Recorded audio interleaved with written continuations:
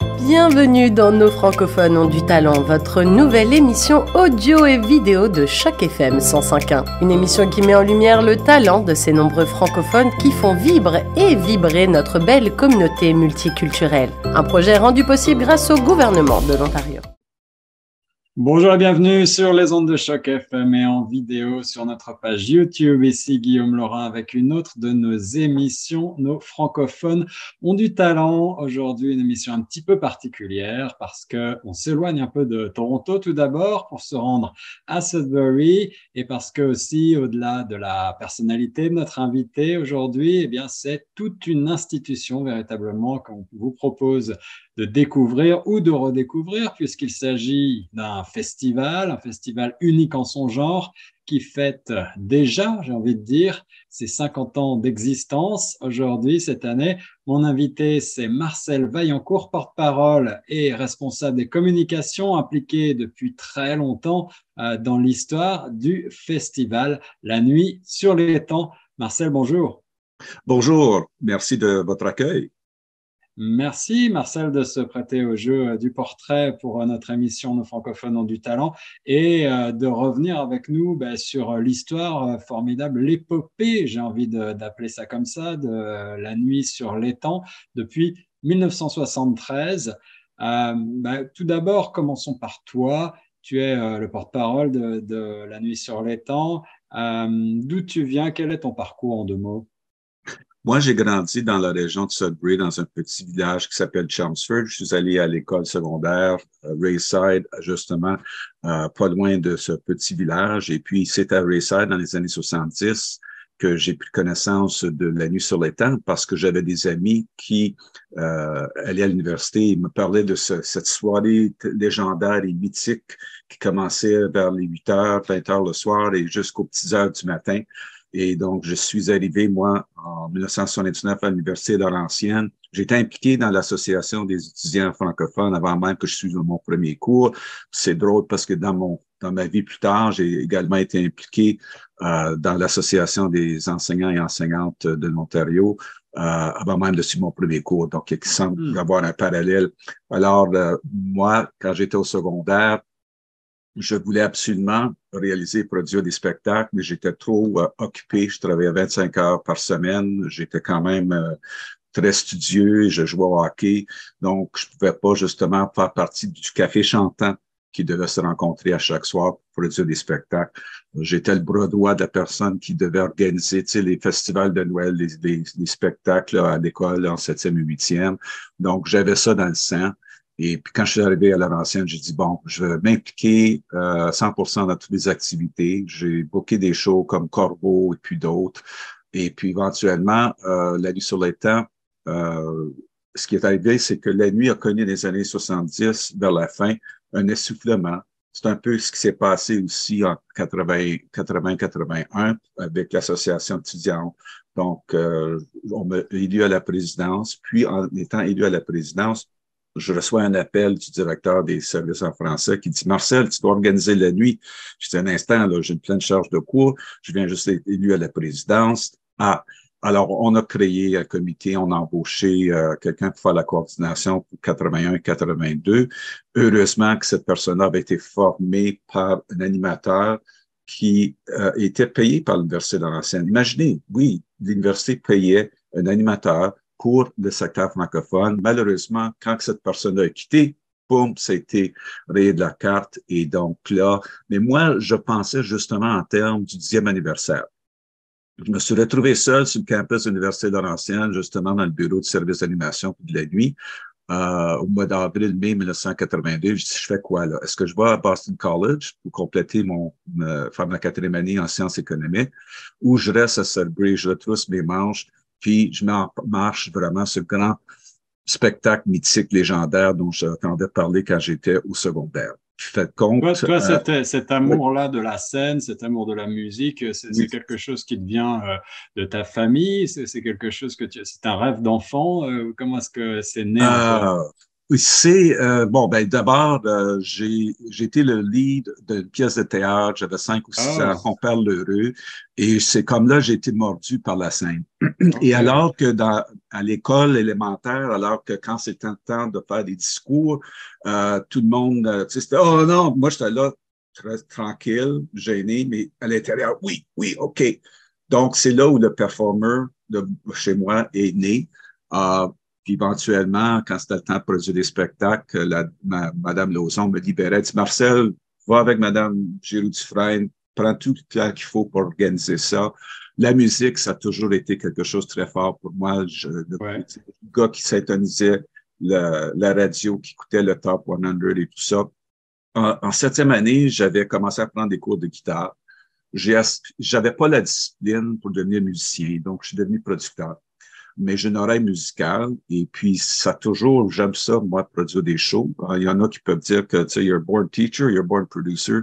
Moi, ça fait partie de qui je suis. Et donc, quand on revient la nuit sur le temps, moi, dans mon esprit, c'est qu'il fallait d'abord faire un retour aux sources. Si on était pour célébrer 10 ans, il fallait que je connecte avec la première génération. Et la façon que j'ai pu faire ça, c'est parce que j'étais quand même connu sur campus. Fernand Doré, c'était un jésuite, puis c'était un prof qui est arrivé dans les années 60 sur campus. Vraiment joué le rôle d'animateur pour la première génération. Puis lui, je lui racontais ça. Je vais faire un retour au sources. Je vais relancer cette organisation-là pour nos 10 ans. Ça va être mon leg, c'est ma dernière année. Enfin, quand je suis resté quand même plusieurs années plus tard. Et donc, Fernand dit, ben, écoute, tu dois rencontrer Gaston Tremblay. Puis Gaston, lui, c'était un des fondateurs. Et c'est là qu'on a fait la connexion de génération. On a formé des gens, justement, qui ont resté pendant longtemps, qui ont passé 15, 20 ans. Alors, moi, j'étais PDG et puis responsable de la direction artistique, probablement jusqu'en 85, 86. Je suis quitté pour être journaliste. Je suis revenu 2 autres années. Puis là, j'ai demandé à Jacqueline Gauthier de me remplacer sur le conseil d'administration en 90. Puis elle est restée une quinzaine d'années. 2005-2006, un des organisateurs des années 80-90, Paul Gidevers, pas le chancelier, mais le politicien, il dit, Marcel, il faut faire de quoi pour la nuit. Donc là, on a stabilisé l'organisation encore en prévision de la 35e. Encore là, jouer un rôle. Puis là, ben, je suis devenu enseignant. J'ai travaillé 8 ans dans le Sud-Ontario, 2 ans en Amérique du Sud, mais j'étais toujours en contact avec Sudbury. J'ai toujours maintenu un contact. Ma famille est là Ouais, et tout bien ça. sûr. Et puis là, bien évidemment, un peu comme en 81-82, je savais que le 50e s'en venait. 2020, j'arrive à Sudbury, je rencontre Pierre-Paul Mongeon. Je dis, hey, le 50e s'en vient, tu as besoin d'un coup de main. Si justement, j'étais besoin en communication, mais c'est Pierre-Paul sait que je suis un producteur aussi, donc c'était pas mauvais de m'avoir dans l'équipe. Puis, je connaissais quand même l'historique de la nuit, puis j'appréciais ce que Pierre-Paul et puis le co-directeur artistique Daniel Bédard faisaient depuis une quinzaine d'années, des soirées thématiques, et puis de vraiment de créer, de rassembler des artistes, des musiciens, puis de créer des spectacles pour la nuit. Et cette année, on a dit, bien, écoute, c'est 50 ans. On ne peut pas se limiter à une soirée. Donc, c'est Ouais. 2 soirs, une nuit, avec toute une belle panoplie d'artistes, bien sûr. Alors, commence à nous rappeler Ah, justement tout d'abord les dates et mhm. comment est-ce que ça va se passer, dans quel cadre, où est-ce que ça va se passer à Sudbury? À Sudbury, ça va être le vendredi 24 mars. Ça se passe à la Place des Arts. Place des Arts. À compter de 19 heures. Cette soirée-là, c'est vraiment de nos racines collectives. On veut célébrer ça et puis ça va commencer vers 19 heures, ça devrait se terminer vers minuit. Il va y avoir aussi un temps de retrouvailles, là, c'est pas un 5 à 7, ça va être un 16h30 à 17h30 et puis, pardon, 18h30. Ça, c'est à la Place des Arts au centre-ville du Grand Sudbury. Et puis, le lendemain, justement, pour honorer puis se tourner vers l'avenir aux 80 de l'avenir possible. Ça va se dérouler à la salle Trissac du Collège Boréal à 19h encore une fois, encore orchestre maison, des surprises, plein de belles choses de ce côté-là. Maintenant, on veut réintégrer des aspects du passé, de la poésie, quand même l'aspect théâtral et tout ça.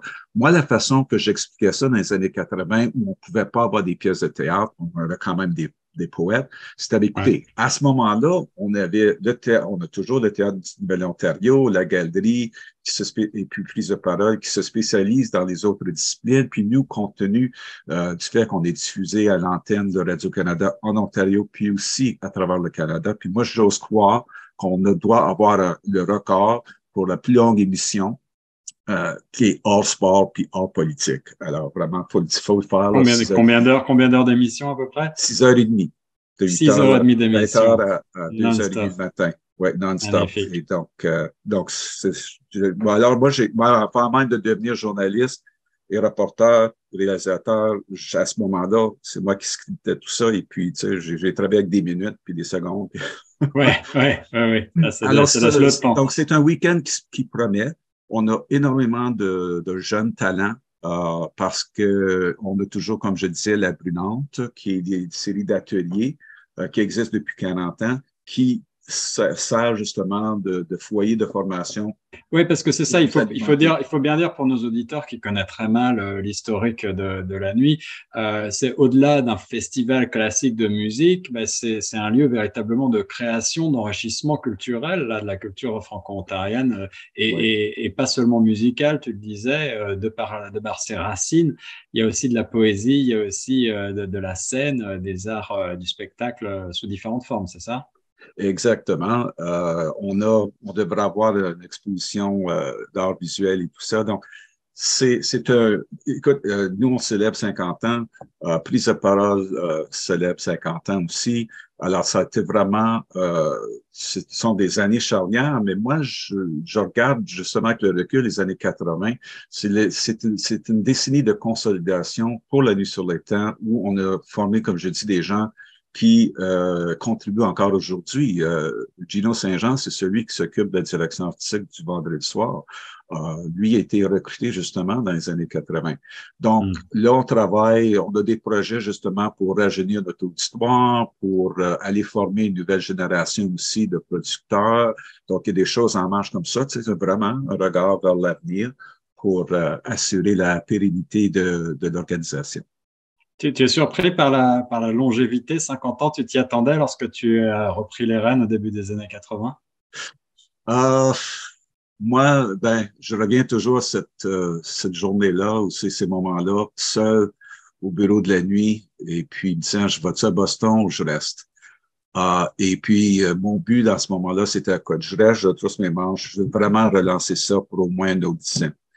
Qu'on m'a dit à ce moment-là, Marcel, tu vas être là pour le 50e. Je dis, ben voyons donc. Non, on peut pas, tu sais, on peut pas prévoir ça. Mais je veux vous dire qu'avec le recul, je suis très, très fier de tous les gens qui ont participé à la produire à travers les années. La nuit existe parce que la communauté l'exige, la communauté at large, la communauté artistique. Moi, je me suis lié d'amitié avec des artistes de la première génération, ceux et celles qui ont suivi. Bon, j'ai été souvent sollicité pour produire des shows. Je veux dire, moi, j'ai été éducateur pendant 8 ans. J'ai travaillé en business. J'ai travaillé à Radio-Canada, CBC, niveau national, international, en français, en anglais. J'ai même conçu une émission d'été avec Paul Demers, le chansonnier pour Radio-Canada, Sudbury. J'ai vécu une vie d'aventure. C'est comme ma fille Chloé, elle me disait à un moment donné, papa, t'as jamais eu la même job pour 3 ans. Parce que je suis un aventurier. Je suis comme ça. Je m'associe beaucoup aux artistes qui doivent être polyvalents et qui vivent de projet en projet. J'ai ce tempérament-là. Cependant, lorsque j'ai fait 4 ans, ma 4e année, comme responsable de la classe de préparation à la vie, avec une belle équipe de 3 ou 4 éducatrices spécialisées, je communique avec Chloé. Je dis, Chloé, je viens juste de créer mon record. Ça fait 4 ans que je fais le même job. Et finalement, la nuit, ça reste quand même peut-être dans toute ta carrière un peu une constante. C'est effectivement, oui, justement. Ça t'a suivi jusqu'à maintenant. Le fil conducteur, c'est ça, ça remonte à 1980. Plus de 40 ans. Oui, exactement. Et donc, je me suis dit, bien, écoute, c'est peut-être le destin qui fait que je suis de retour. Puis je travaille avec tellement de bons mondes comme Gino et puis Pierre-Paul Mongeon, Daniel Bédard, puis tous les artistes que j'ai connus, avec qui j'ai que j'ai travaillé soit à la nuit ou dans d'autres projets, tu sais, Chuck Labelle, Robert Pocket, j'ai produit ou j'ai contribué à leur marketing de leur premier album de Noël. Et puis, c'est ça, il y a toujours, ça a toujours été un amour pour moi. Le domaine du spectacle, le domaine des artistes, être militer pour eux, créer des espaces pour eux et elles qui puissent rencontrer le public. C'est comme ça que j'ai toujours vécu ça, c'était ma vision. C'est que moi, je suis créateur de scènes, de rencontres entre l'artiste et son public. Et puis, si ça paraît que ça s'est fait juste spontanément comme ça, soudainement, 500 000 personnes se rencontrent là, puis il y a toute une panoplie d'artistes, parfait. Parce que le producteur ne devrait pas nécessairement être vu, il devrait être à l'arrière-scène. Alors, moi, je suis content dans ce temps-là. Puis, le truc est joué. Alors évidemment, au cours de toute cette carrière, la crème des artistes franco-ontariens est passée par la nuit. Tu citais Robert Paquette, tu citais Paul Demers, évidemment. On peut citer aussi Cano, Swing, Vince Camarade, et il y en a mille et un, là, j'en oublie certainement. Exactement. C'est ça. Tu as des souvenirs particuliers, tu gardes des anecdotes en toi. Est-ce que t'as des coups de cœur, des moments qui ont particulièrement marqué ta mémoire? Oh mon Dieu, il y en a tellement, mais certainement le choix de Viens nous voir comme chanson, c'est resté avec moi. J'étais un gars d'équipe, c'est sûr, mais je me souviens dans le salon chez Gaston Tremblay sur le REER à Sudbury, je me suis permis, c'est clair comme aujourd'hui, puis j'ai dit, Gaston, c'est Viens nous voir. Je me permets comme président de prendre une décision unilatérale, exécutive. Ça, c'est la chanson thème, point. Pour le reste, qui est resté jusqu'à maintenant, n'est-ce pas? Il est resté, oui, justement. Donc, c'est sûr que ça me fait un petit lourd que quand j'entends Viens nous voir chanter. Et, j'ai une petite anecdote par rapport à Viens nous voir. Parce que en 83-84, Cano, on a relancé Cano en 83. Cano est revenu en 84. C'était évident. Donc, Marcel Aymar lançait la soirée. Et puis, mon idée, quand je talonnais Gaston, je vais avoir, moi, une chanson thème pour ouvrir le spectacle. Et puis, qu'un représentant de chaque groupe pour accueillir les gens. OK, parce que c'est ça que c'est la nuit, c'est des retrouvailles d'amis qui se sont pas vus depuis un an et tout ça. Et donc là, en 85, j'ai dit, bon, mais comment est-ce qu'on fait pour que Marcel Aymar soit là? Ah, ben le spectacle des Blues avec Jean-Marc Dalpé et Marcel. OK, Marcel, tu sais que tu vas lancer la nuit. En 86, qu'est-ce que je fais en 86? Oh mon Dieu, qu'est-ce que je peux faire? Ah, ben, Marcel Aymar m'appelle, il dit, Marcel, j'ai un show acadien. Je dis, t'as un show acadien? J'ai dit, ben, tu peux être sûr qu'il faut que tu te présentes à la nuit. OK. Ça, c'est 86. Puis, tu lances la nuit, Marcel. Là, en 87, j'ai fait, qu'est-ce que je fais là? Là, je ne sais plus, là. Ah! Là, j'étais membre du jury de la Bourse Partant. J'appelle Marcel. Je dis, Marcel, je t'aurais besoin avec moi sur le jury de la Bourse Partant. Je dis, OK, parfait. Puis, j'ai dit, ah oui, apporte ta guitare. Alors, pendant 5 ans de suite, Marcel, avec sa voix rauque, a lancé. Et puis, c'est resté. Il y a d'autres personnes qui l'ont interprété. Une jeune de la relève, Megan Bigra, a fait une interprétation superbe lors de la dernière nuit sur le temps. Et lors de notre grand lancement, le 18 janvier à Sudbury, elle a interprété la chanson et justement, on pourrait vous refiler cela. Et puis, d'entendre la chanson, viens nous voir. Et puis, notre place, dans une école, chantée par des jeunes. Wow! Ça, là, on dirait que tu dis... Et pour notre place, pour l'hymne franco-ontarien, Paul Demers, tu as une anecdote peut-être? C'est quoi ton souvenir du moment où la chanson est sortie? Moi, j'ai une connexion particulière avec Paul, puis lors de son décès en novembre 2016, ça m'a vraiment ébranlé parce que à un moment donné, en 1984, ce qui est arrivé, c'est qu'on sait que Paul avait eu des problèmes de cancer. Puis, à un moment donné, il m'appelle. Puis, il dit, Marcel, il dit, je me sens mieux, je suis prêt à revenir sur la scène, je peux-tu t'envoyer un démo? J'ai dit, je suis content d'avoir de tes nouvelles, que ça va bien, mais je dis, Paul, on est booké solide, là. Je dis, on est booké, tous les contrats sont signés avec Radio-Canada, puis nous autres. Je dis, écoute, envoie-moi ça, je vais voir ce que je peux faire. Puis là, je vais voir l'équipe, je vais écouter le démo. Oh mon Dieu, ça aurait été bon d'avoir Paul, mais il est trop tard. Je dis, non, c'est pas ça la question. Est-ce que vous voulez avoir Paul? L'équipe dit, ben oui. Je dis, OK. J'ai une proposition pour Paul. J'ai passé à travers tout le line-up, puis j'ai créé une vitrine de 20 minutes. Ça va, puis, ah oui, mais Marcel, le Radio-Canada n'acceptera pas de signer un autre contrat. J'ai dit, ouais. J'ai dit, écoute, moi, ça fait des mois que je travaille avec le réalisateur. Il m'en doit une. On va régler ça. Parce qu'il n'y a pas question qu'un artiste vienne à la nuit puis passe pas à Radio-Canada. J'appelle Paul, je dis, Paul, je dis, je sais pas si tu vas accepter ça ici, mais on a créé une vitrine de 20 minutes. Est-ce que tu accepterais? Il dit oui. J'ai dit, puis, fais certain que tu vas soumettre une chanson pour la bourse Bertrand. Fais certain, là. Tu me promets. OK. Puis c'était Mademoiselle. Il remporte la bourse Bertrand. Avec Mademoiselle, en 84, ça relance. Il part en tournée. On le remarque. On lui demande d'écrire notre place. Puis pas longtemps, puis des années plus tard, 2005, je remplace le réalisateur d'une émission d'après-midi à Sudbury. Et puis le directeur, Gilles Charette, me convoque dans son bureau à quelques semaines de l'été. Il dit, Marcel, tu pourrais-tu nous créer une émission d'été? Je dis, ouais, mais tu réalises, là.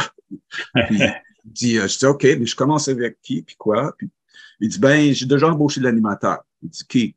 Je dis, qui? Paul Demers. Ah, ben, mon Dieu, Paul. Je dis, moi puis Paul, ça fait 20 ans. Sauvé. Qu'on collabore ensemble. Donc, alors ça, c'est l'histoire de Paul Demers, la connexion que j'ai avec lui. J'ai eu des discussions tellement profondes avec lui au bord du lac Ramsey l'été qui animait notre émission. C'était sur les sentiers de l'été avec Paul Demers. Alors ça, c'est des souvenirs incroyables. D'autres souvenirs, Robert Paquette, à un moment donné, il m'appelle, puis je le vois au Festival Boréal. Il dit, Marcel, tu es revenu en studio à Mission Studios, on est en train d'enregistrer un album de Noël. Ça, c'est le mois de juillet. Ah, OK, tu sais, bon, ben innocent comme je suis, par je peux l'être, j'arrive là, c'était bon. Puis Robert dit, il faudrait comme organiser des spectacles, puis il faudrait comme trouver une façon de faire le marketing. Ça, j'ai embarqué, puis mais Robert savait, comme, dès que tu t'impliques Marcel, il va nous aider, tu sais, comme c'est l'amour que j'ai. Puis tellement d'anecdotes avec des gens. Je dis, on sait ce que moi, d'ailleurs, dans l'article qui va être publié dans le Chaînon, quand je parle un peu de mon témoignage, un des messages que je veux véhiculer aux plus jeunes puis les moins jeunes, c'est que faut jamais sous-estimer ce qu'une personne peut faire avec tout un groupe. Je commençais seul, mois de mai 1982, 4 à l'été, 25 par octobre. Puis, à un moment donné, quand tu pars en mission, c'est difficile pour te dire non. Puis d'ailleurs, c'est ce qu'on me dit à l'époque. Je reçois un appel le matin de la 10e nuit du président de l'AEF. Il dit, Marcel, il dit, on juste féliciter toi pour ton équipe, ça va être une superbe soirée, tout ça. Puis, wow, tout le monde ici, on dit, Marcel, t'as parti à la mission, on ne pouvait pas lui dire non. Une grande famille que tu as réussi à fédérer autour de toi. Quand tu reprends le festival, je crois que ensuite est créé peu de temps après, en 83, le prix du Nouvel Ontario. Tu veux nous rappeler, il existe toujours ce prix. Oui, exactement. On est très fiers, les gens qui étaient là à l'époque. On a créé la Brunante en novembre 1982. À l'époque, c'était pour trouver des jeunes artistes, mais aussi pour former les producteurs. Ensuite, j'ai déjà mentionné la Bourse Bertrand que Paul Demers a remportée en 1984. La chanson vient nous voir, bien sûr, mais Gaétan Gervais, grand historien, qui était un de mes grands partisans, c'est devenu un mentor puis un ami, puis il me manque encore aujourd'hui.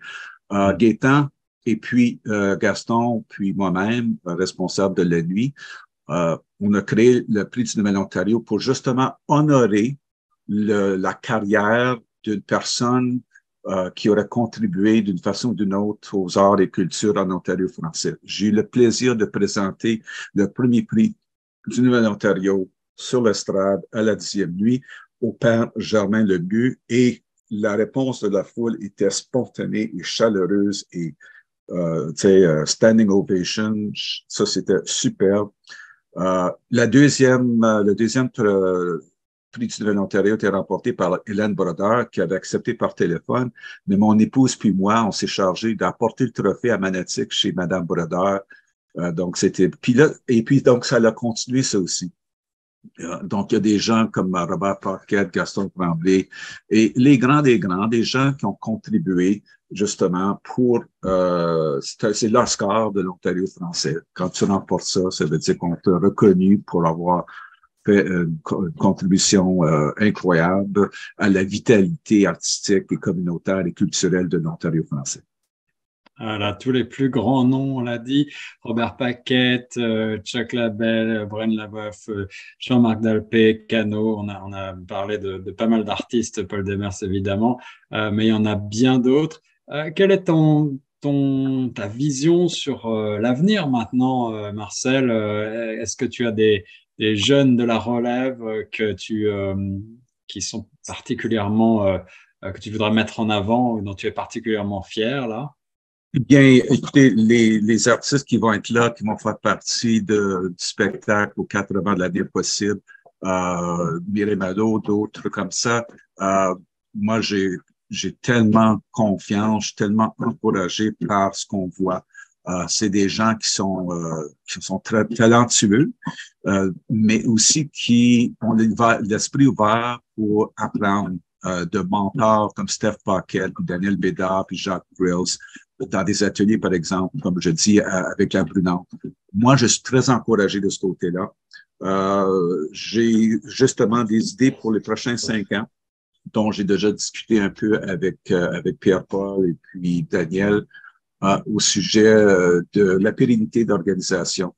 On est bien lancé, la direction artistique est très, très claire, nette et précise. C'est un foyer de création, c'est notre niche. Ça va se poursuivre.